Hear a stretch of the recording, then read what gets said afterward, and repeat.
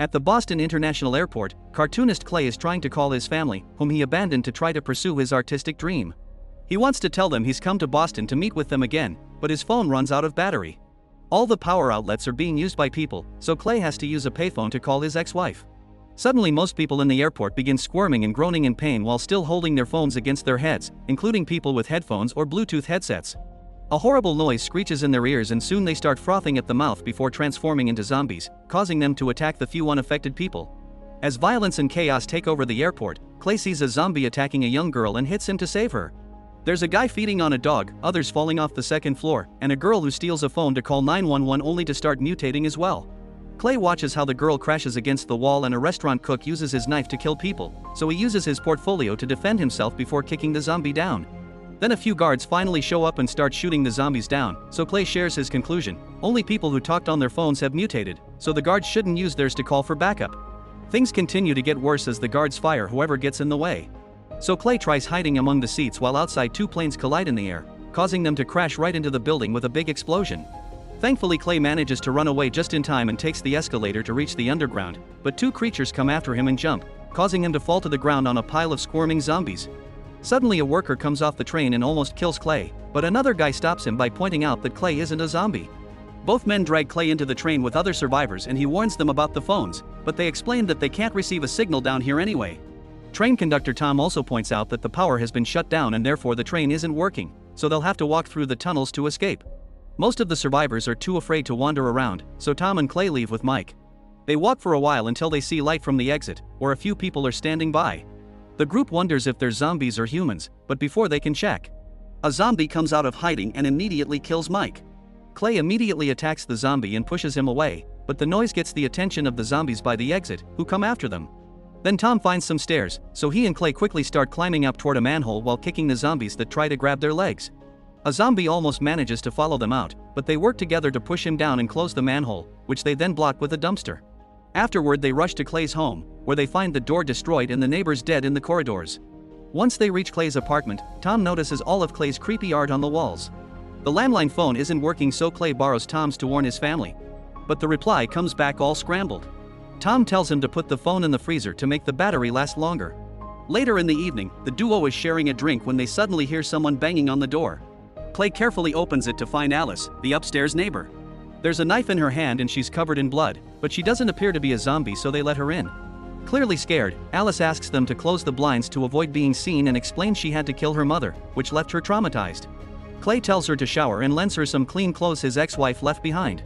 Then Clay announces that he'll go out to find his family, explaining he thinks they may be well because his wife was still talking to him normally when the attack happened. And his son never makes calls, he only texts. Both Tom and Alice agree to go with him, but first they'll take a few hours to rest. While Alice sleeps, Tom says this is probably a terrorist attack, but their chat is interrupted by Tom's phone suddenly ringing in the freezer. After taking a quick look, they decide to cancel the call and leave it there. In the morning, they look out the window and notice there are hundreds of zombies in the streets, which reminds Alice of a flock of birds. After grabbing some objects they can use as weapons, the trio leaves the apartment and immediately sees a crowd of zombies nearby. At that moment a couple passes by on a motorbike and the zombies quickly go after them, giving the trio a chance to escape unnoticed. While crossing the suburbs, they see a house with signs that indicate the owners have tons of guns. They decide to break in and are careful to look around, but they don't see anyone until Alice finds a bunch of bodies in the basement. The trio takes the opportunity to gather every gun they can find, but before they leave, Alice notices a young boy petting a dog on a swing in the backyard. Worried, they go to check on him, but as soon as they talk the boy turns around and snarls, proving he's a zombie. Tom immediately shoots him, only for a bunch of zombies to suddenly appear in the woods behind the house and begin running towards them. The trio opens fire, slowing down the zombies as they run away. The bullets aren't enough to stop the zombies from chasing them, so the trio keeps running through the woods, which causes many dumb zombies to crash into trees or trip on branches. But even with a broken leg, the zombies still keep moving. The trio tries to shoot them down again, but more zombies keep showing up, so the group runs to the lake and hides under a boat. When the zombies reach the lake too, they look at the sunset and open their mouths to emit a horrible screeching noise that sounds like a phone signal. Then they just walk away. The trio discusses what just happened and concludes the zombies are programmed to stop at sunset. Tom wonders how the zombies knew where they were so quickly and realizes that they learned their location when the boy saw them, meaning they share a hive mind. Afterward the group keeps traveling for an entire day. When night falls again, they suddenly hear some music and follow it to find an academy building, where they're welcomed by student Jordan and headmaster Charles. They say they'll be fine as long as the music plays and show them what they mean by taking the trio to the sports field, where all the zombies are lying down together while music comes out of their phones and their mouths. Charles proves they won't wake up by stabbing a zombie in the leg and points out that these creatures work as one for the good of the group. He even calls it the next stage of human evolution, but he worries about the zombies possibly realizing they don't need to sleep. It's obvious that they need to kill all these zombies before they wake up, so Charles suggests spraying them with gasoline and burning them down while they're still asleep. Tom and Clay get into a truck and start to spray the gasoline all over the field of bodies, driving over them as if they were grass. Once the truck is out, Charles sets them on fire with a flaming arrow and the group watches the zombies burn, but a few start waking up so they have to shoot them down. At that moment the flames follow a trail of gasoline into the truck and cause it to explode, killing Charles in the process. Jordan has a breakdown and Clay has to comfort him. Sensing a feeling of rage coming from the burning bodies, the group decides to leave the academy. After wandering around for a while, they find an empty drive-in theater to hide in during the daylight. Tom prays for their future and the group goes to sleep, but Clay hears a weird noise coming from the bathroom. When he goes to check, he's shocked to find a zombified Raggedy Man getting busy with his ex-wife. At that moment Clay wakes up and realizes it was a nightmare, but by chatting with the others, they discover they all dreamed about the same guy. It's very strange because Raggedy Man is a character from Clay's comics. When night falls, the group goes out and finds a burning pile of mobile phones nearby. Suddenly Tom and Alice's phones ring, but they just add them to the pile. After walking for a few hours, they find a roadside bar with some graffiti that says "#CashWhack no FO." Wondering if it means no phones, the group enters the bar and finds more survivors, who explain they're traveling to CashWhack, a state park in Maine where supposedly there's no cell service.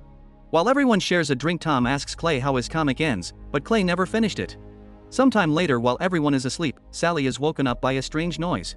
She goes to the door to make sure it's locked, but she's still curious and puts her ear on the door to listen to a weird signal-like noise. At that moment Clay also wakes up and sees Sally simply standing there. As he approaches her, he doesn't notice the other survivors standing behind him and one of them attacks him. Somehow Sally and a few others have become zombies, and now chaos takes over the bar. Clay gets the zombie off him by shooting him, and Tom also opens fire while other zombies hold the bartender down. Then Sally begins screeching directly into his ear to transform him, revealing that hearing the signal-like noise from another zombie up close is enough to become one. The bartender attacks Clay, so he retaliates by beating him down while another zombie jumps on Tom. Alice quickly saves him with a few shots, and Sally uses the chance to hit her from behind with a bat. Tom immediately kills Sally, who was the last zombie standing. Then the group rushes to cover a bleeding Alice with blankets. They take her outside so she can see the sunlight one last time, and Alice soon dies. After burying their friend, Tom, Clay, and Jordan keep on traveling, unaware that the Raggedy Man watches them from afar. A few hours later, they encounter a campsite with Ray and Denise, who claim to be zombie killers. They already tried CashWhack, but it turns out the no-phone zone is a lie. The park used to be that way, but when they built a casino in the area last year, they also put up a cell phone tower. Ray and Denise have also had dreams of the Raggedy Man, and Ray thinks killing him will defeat all the zombies. The duo also reveals that they have captured Denise's zombified brother and use him as an alarm. He usually keeps quiet but starts acting up when other zombies are approaching. At that moment the brother starts moving and repeating, "Are you coming home?" using the voice of Clay's son. When Clay removes the hood from his face, the zombie even says "Hi Dad" in the kid's voice, so Tom shoots him in the head before he can transmit their location to others. Afterward they all escape in Ray's ice cream truck, but after a few hours of driving, Ray stops the truck and goes into the forest. Clay follows him and hears Ray say that he's seeing the Raggedy Man everywhere, refusing to believe it may be a hallucination caused by his lack of sleep. Deciding it's too late for him, Ray announces he gives up and throws a cell phone to Clay, explaining that when the time comes he should call the number on the slip. Then he tells Clay to step away and activates an explosive to end his pain. Sometime later, the group arrives at Clay's house. When he looks inside, he doesn't see anyone, but he does find a message on the fridge left by his son explaining his mom became a zombie, so he went to CashWhack. Frustrated, Clay kicks down some furniture before checking the attic, where he opens the door and is suddenly attacked by the Raggedy Man. Clay struggles against the zombie's hits and can barely defend himself, but then Tom arrives and drags the creature away. The zombie starts attacking Tom instead, so Clay uses the chance to retaliate and begins beating the zombie up with a piece of wood. Soon Tom joins him and adds a few shots until the zombie is finally dead. When the zombie's hood falls, Clay is devastated to realize this isn't Raggedy Man, it's his ex-wife. After which Clay begins considering self-deleting using Ray's phone. Meanwhile, Tom checks the truck to discover that's packed with explosives, meaning the number on the slip activates them. Clay decides to go to CashWhack even if it's too dangerous because he wants to find his kid, so he gives Tom, Denise, and Jordan the keys to his wife's car so they can leave for Canada. He also gives Jordan some spray paint, asking him to paint the group's initials on the side of the road every couple miles so he can reunite with them later. After saying goodbye to his friends, Clay drives off in the truck and doesn't stop even when he sees survivors asking for help by the road. Eventually he makes it to the phone tower in �W𝐥𝐥 and is shocked to see the thousands of zombies marching in a circle around it. Clay pushes through them with the truck and they don't even react, allowing him to reach the center of the circle and find the Raggedy Man. With no hesitation, Clay speeds up and hits him with the truck before coming out and shooting him until he has no bullets left. Suddenly Clay hears his son's voice echoing in the area and asking him to come home. A desperate Clay joins the crowd and begins beating down zombies, but it's impossible to find the kid among these many bodies. Eventually he falls and almost gets trampled on, so he has to crawl out of the crowd and back to the center. Giving up, Clay takes out Ray's phone and gets ready to activate the explosives, but at that moment his son appears in front of him. Clay immediately hugs him, yet the kid doesn't react, and now all the zombies including the Raggedy Man are opening their mouths to make the signal-like sound. The child soon joins them, so Clay hugs him again and finally sets the bombs off, causing a huge explosion that brings down the phone tower. Sometime later, Clay and his son are walking toward Canada while following the graffiti left by Jordan. However, this turns out to be a hallucination, and the real Clay is actually another zombie in the horde marching around the tower. Thanks for watching. If you've enjoyed the video, don't forget to like, share and subscribe. See you in the next one.